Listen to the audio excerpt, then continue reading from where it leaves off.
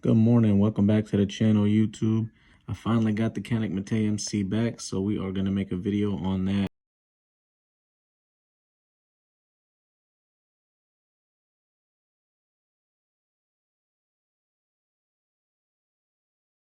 Finally, man, after about a month or a little bit over a month, we finally got the MC back, and I'm going to be making a follow-up video for you guys here about shootability. Got it back from Century Arms. They said they swapped out the recoil spring and they polished up the chamber. We're going to break it down and take a look at that and see exactly what they did, if it's noticeable at all. But yeah, man, if you guys can see here, I did add some grip tape to the gun on both sides. Looks a little funny, don't it? But I mean, whatever. It's my gun. I might not keep any of this on there. But you know, when you get bored, man, you just start adding stuff to your guns. You just start doing some crazy stuff, right? I hope I'm not the only one that does it. So yeah, anyways, y'all, let's get into the video. I'm gonna break this down and show you guys the feeding ramp, the chamber, blah, blah, blah, all the stuff they did to it. I'm gonna break it down and show y'all. So one of the things they said they did was polish up the feeding ramp and the chamber. So I don't know if that looks, honestly, I don't remember if it, what it looked like when I sent it in. I don't know if somebody can confirm with theirs, if that looks the same, if it looks better, worse, I don't know, but there's what that looks like right there. They said they swapped out the spring here. And again, this, I mean, looks the same as the last one. I didn't have any issues with the spring itself. I know some people said they had the thing where their recoil spring would just kind of like overlap itself. I didn't have that issue, so I'm not sure why they replaced the recoil spring. I honestly thought it was going to be the extractor spring, and they said that they didn't touch that. So we're going to see once we head out to the range, you guys. But I just wanted to break it down for you guys, let you guys see and know what they did to it due to that issue I was having. So there's that for you. Also want to bring up the whole magazine issue that I was having. I mean, again, this is me nitpicking. It's not really an issue, but I did notice, if you guys can see here, just right there, there's this long strip. If you guys can see that, looks like that's where it's catching and it's making a scratch mark.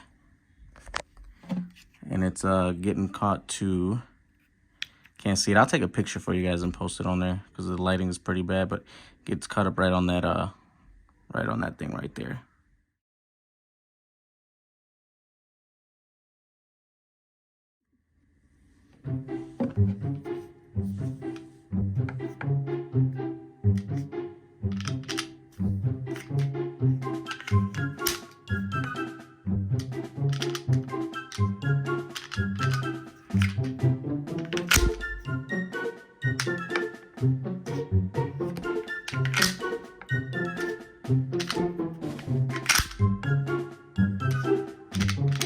You tripping, bro. You tripping.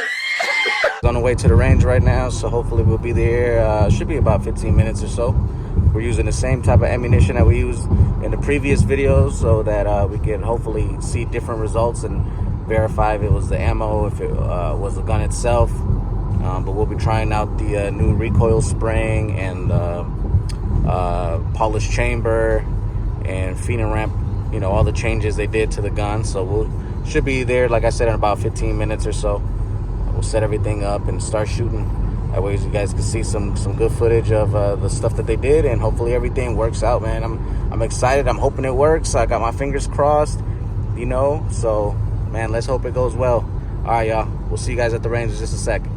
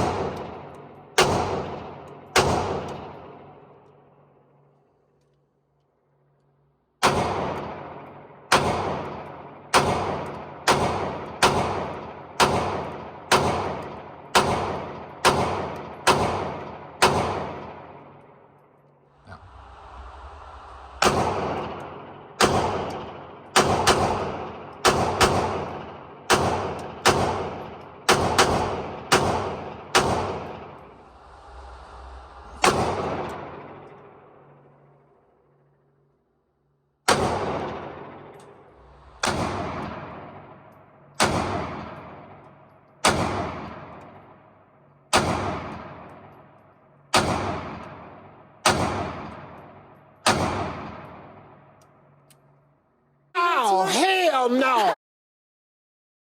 Go ahead.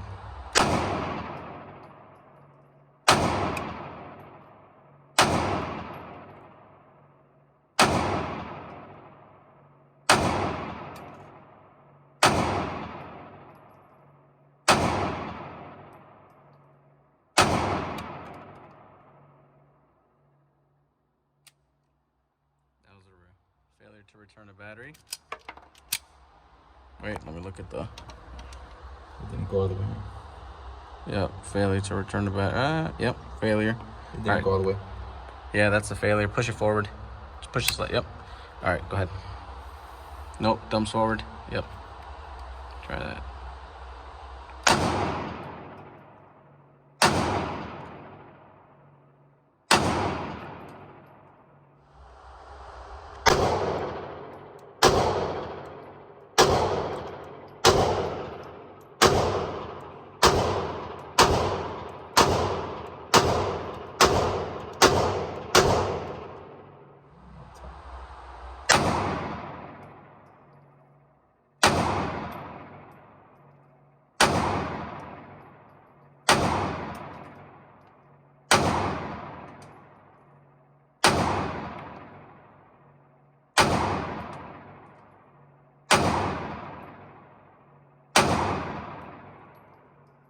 Failure.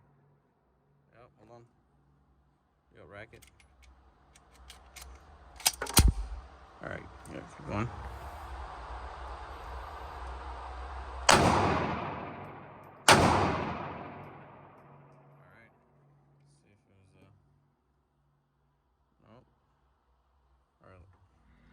All right, y'all. So we're finally back from the range. Man, that was a little bit hectic, wasn't it? So I took my brother out, who's actually he's kind of against guns, to be honest with you guys. He's not. I wouldn't say he's anti-gun, but you know, he ain't pro-gun, and we've had our conversations about pros and cons and stuff like that about having guns and whatnot. You know, I'm sure you guys have had that conversation with a few other people, and you know, just try to let others see why it's important to support the Second Amendment.